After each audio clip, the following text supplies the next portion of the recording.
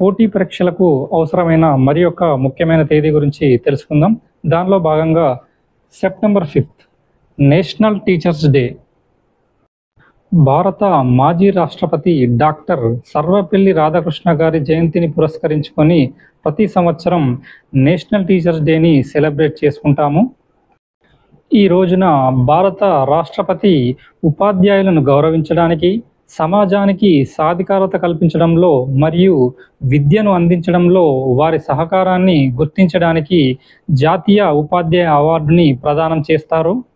Doctor Sarvepalli Radhakrishna గారు 1949 నుండి 1952 వరకు సోవియట్ యూనియన్కి భారత రాయబారిగాను, 1952 నుండి 1962 వరకు భారత తొలి ఉపరాష్ట్రపతిగాను, 1962 నుంచి 1967 వరకు భారత రెండవ రాష్ట్రపతిగాను పనిచేశారు.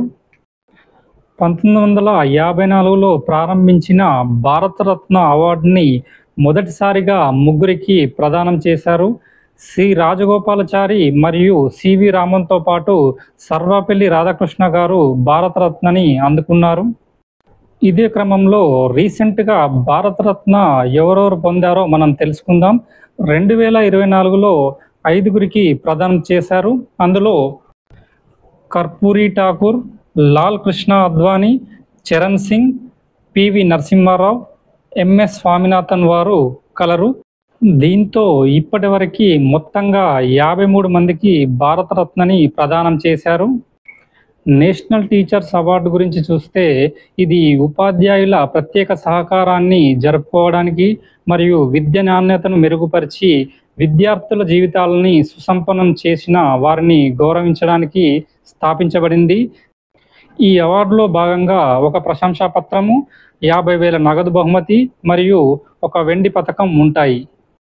ఈ అవార్డుని విద్యా మంత్రిత్వ శాఖ వారు అందిస్తారు. 2024లో దాదాపు 82 మంది ఉపాధ్యాయులు నేషనల్ టీచర్ అవార్డుకి ఎంపికయ్యారు. 2024 నేషనల్ టీచర్ డే థీమ్ వచ్చేసి empowering educators for a sustainable future. ఇదే క్రమంలో మనం అక్టోబర్ 5 గురించి నేర్చుకుందాము. World teachers day. ఉపాధ్యాయుల స్థితిగతులపై 1966లో ఐఎల్ఓ యునెస్కో సిఫార్సుని ఆమోదించిన వార్షికోత్సవాన్ని ఈ దినోత్సవం గుర్తు చేస్తుంది. ఇది ఉపాధ్యాయుల హక్కులు మరియు బాధ్యతల గురించి ప్రమాణాలను నిర్దేశిస్తుంది. ప్రపంచవ్యాప్తంగా ఉన్న ఉపాధ్యాయుల పట్ల ప్రశంసలను చూపించడమే కాకుండా ఆ దినోత్సవాన్ని అంచనా వేయడానికి మరియు ఉపాధ్యాయులను మెరుగుపరచడంలో సహాయపడడానికి కూడా ఐక్యరాజ్య సమితి యునెస్కో దీన్ని సృష్టించింది.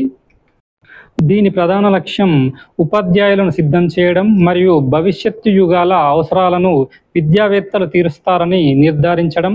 2024 థీమ్ వచ్చేసి valuing teacher voices towards a new social contract for education. మరొక ముఖ్యమైన తేదీ గురించి చూస్తే సెప్టెంబర్ 8 ఇంటర్నేషనల్ లిటరసీ డే. 1967లో జరిగిన 14వ సర్వసభ్య సమావేశంలో యునెస్కో సెప్టెంబర్ 8ని అంతర్జాతీయ అక్షరాస్యత దినోత్సవంగా ప్రకటించింది మరియు అదే సంవత్సరం మొదటి అంతర్జాతీయ అక్షరాస్యత దినోత్సవాన్ని జరిపింది.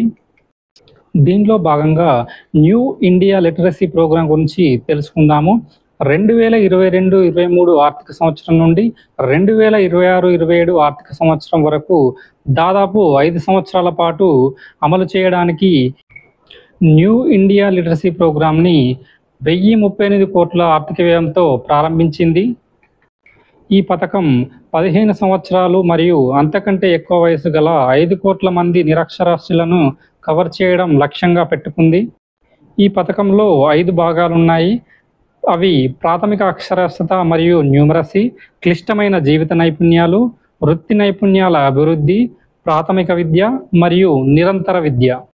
2024 ఇంటర్నేషనల్ లిటరసీ డే కార్యక్రమంలో భారత ప్రభుత్వము అక్షరాస్యత అంతరాలను తగ్గించడానికి, మారుమూల ప్రాంతాలలోని అభ్యాసకులను చేరుకోవడానికి Ullas understanding life long learning for all in society అనే డిటిహెచ్ ఛానల్ని ప్రవేశపెట్టారు. 2024 ఇంటర్నేషనల్ లిటరసీ డే థీమ్ వచ్చేసి promoting multilingual education, literacy for mutual understanding and peace. మరొక ముఖ్యమైన తేదీ September 14th, Hindi day. 1949 September 14న రాజ్యాంగ సభ దేవనాగరి లిపిలో ఉన్న హిందీని భారత యూనియన్ యొక్క అధికార భాషగా ప్రకటించింది. హిందీని అధికార భాషగా స్వీకరించి 75వ వార్షికోత్సవాన్ని పురస్కరించుకొని భారతదేశం సెప్టెంబర్ 14, 2024న హిందీ దివాస్ని జరుపుకుంది. కేఎం మున్షి మరియు ఎన్ గోపాలస్వామి అయ్యంగార్ మధ్య జరిగిన మున్షి అయ్యంగార్ ఫార్ములా ఫలితంగా రాజ్యాంగంలోని ఆర్టికల్ 343 దేవనాగరి లిపిలో హిందీని యూనియన్ యొక్క అధికార భాషగా స్వీకరించింది. అదే సమయంలో అధికారిక ప్రయోజనాల కోసం ఇంగ్లీష్ను 15 సంవత్సరాల పాటు కొనసాగించడానికి అనుమతించింది. 15 సంవత్సరాల కాలం ముగియడంతో హిందీ విధించబడుతుందనే భయంపై నిరసనలు 1963 అధికార భాషల చట్టానికి దారితీశాయి. ఇది హిందీతో పాటు ఇంగ్లీష్ని అధికార భాషగా సమర్థించింది. ఆర్టికల్ 210 శాసనసభలో ఉపయోగించాల్సిన భాష రాష్ట్ర అధికార భాష హిందీ లేదా ఇంగ్లీష్ కావచ్చు అని పేర్కొంది. హిందీ భాష వ్యాప్తిని ప్రోత్సహించడం, భారతదేశ మిశ్రమ సంస్కృతి యొక్క అన్ని అంశాలకు వ్యక్తీకరణ మాధ్యమంగా ఉపయోగపడేలా దాని అభివృద్ధి చేయడం యూనియన్ విధి అని ఆర్టికల్ 351 పేర్కొంది. భారత రాజ్యాంగంలోని 8 షెడ్యూల్లో జాబితా చేయబడిన 22 భాషల్లో హిందీ ఒకటి మరియు ఈ భాషకు పర్షియన్ పదం హింద్ అనే పేరు వచ్చింది. దీని అర్థం సింధు నది భూమి మరియు ఇది సంస్కృతం నుండి వచ్చింది. ఇదే క్రమంలో వరల్డ్ హిందీ డే గురించి తెలుసుకుందాము. వరల్డ్ హిందీ డేని జనవరి 10న సెలబ్రేట్ చేసుకుంటాం. ప్రతి సంవత్సరం జనవరి 10న జరుపుకునే ప్రపంచ హిందీ దినోత్సవం హిందీ మాట్లాడే వారి విస్తారమైన సహకారాన్ని మరియు భాష యొక్క ప్రపంచ ప్రాముఖ్యతను గౌరవిస్తుంది. 1949లో ఐక్యరాజ్య సమితి సర్వసభ్య సమావేశంలో హిందీని మొదటిసారిగా మాట్లాడారు. 2006లో అప్పటి ప్రధాని మన్మోహన్ సింగ్ గారి నాయకత్వంలో ప్రారంభ ప్రపంచ హిందీ దివాస్ జరిగింది. అప్పటి నుండి జనవరి 10న ప్రతి చోట ప్రపంచ హిందీ దినోత్సవం పాటిస్తున్నారు. మరొక ముఖ్యమైన తేదీ September 15th, national engineers day.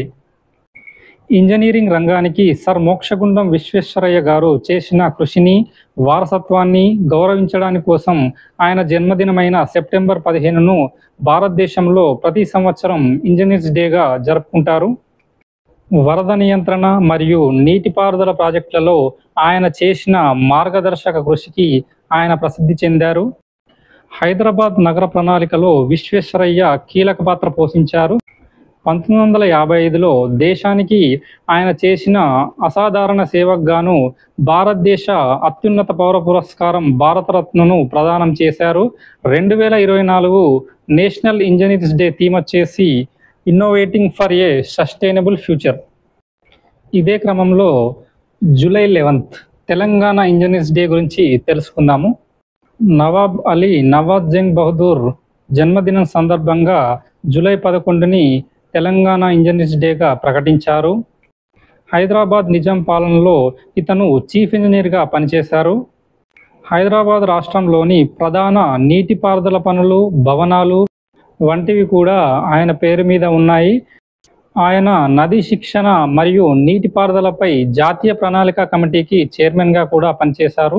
2014 నుండి తెలంగాణ ప్రభుత్వం ఆయన పుట్టినరోజు జూలై 11ని తెలంగాణ ఇంజనీర్ల దినోత్సవంగా జరుపుకోవాలని ప్రకటించింది.